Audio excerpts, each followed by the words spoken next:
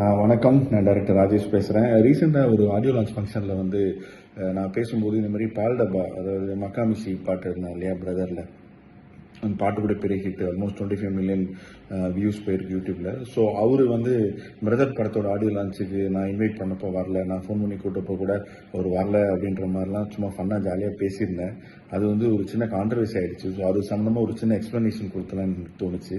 So அன்னைக்கு அந்த function அன்னைக்கு அவரை எப்படியாவது கூப்பிட்டு ஸ்டேஜில் ஏற்றி அவருக்கு உண்டான ஒரு மரியாதை கொடுக்கணும், அவருக்கு உண்டான ஒரு ரெக்கக்னேஷன் கொடுக்கணும் அப்படிங்கிறது தான் என்னோட ஆசையாக இருந்துச்சு. ஏன்னா ஒரு யங்ஸ்டரு, இன்னைக்கு அவர் பாட்டு பெரிய ஹிட் ஆகிருக்கு.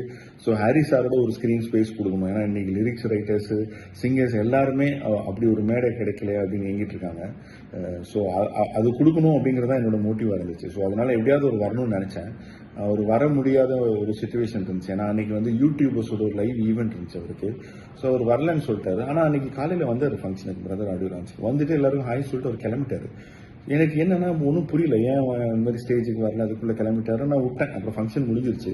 ஸோ அதுக்கப்புறம் நேற்று இன்னொரு ஆடியோ லான்ச் ஈவெண்ட்டில் நான் பேசும்போது அதனால தான் அப்படிலாம் சொன்னேன். ஆடியோ லான்ச் ஃபங்க்ஷனுக்கு லிரிக் ரைட்டர்ஸ்லாம் வரணும், சிங்கர்ஸ்லாம் வரணும்னு சொன்னேன். பட் லேட்டராக தான் எனக்கு தெரிஞ்சது என்னன்னா, அன்னைக்கு வந்துட்டு எல்லாருக்கும் ஹாய் சொல்லிட்டு அங்கே போயிட்டு யூடியூபர்ஸ் ஈவெண்ட்டை அவர் அட்டன் பண்ணிட்டாரு, அதுக்கு தான் போயிருக்காரு அப்படிங்கிற விஷயம் எனக்கு லேட்டராக தான் தெரிஞ்சுது. ஸோ அது இல்லாமல் இருந்திருந்தால் அவர் கண்டிப்பாக நம்ம ஃபங்க்ஷனுக்கு ஃபுல்லாக இருந்திருப்பாரு அப்படிங்கிற விஷயம் எனக்கு லேட்டராக தான் கன்வே பண்ணாங்க. ஸோ ஒரு சின்ன மிஸ்கம்யூனிகேஷன் தான் இது. மற்றபடி அனீஷ்கிட்டையும் நான் பேசினேன், பால்டபாக்கிட்டையும். உண்மையிலே நம்ம ஃபங்க்ஷனுக்கு வரணும் ரொம்ப எக்ஸைட்டடாக இருந்தார். அவரோட ஃபர்ஸ்ட் ஆடியோ லான்ச் ஃபங்க்ஷன்லாம் சொல்லிட்டு இருந்தார்.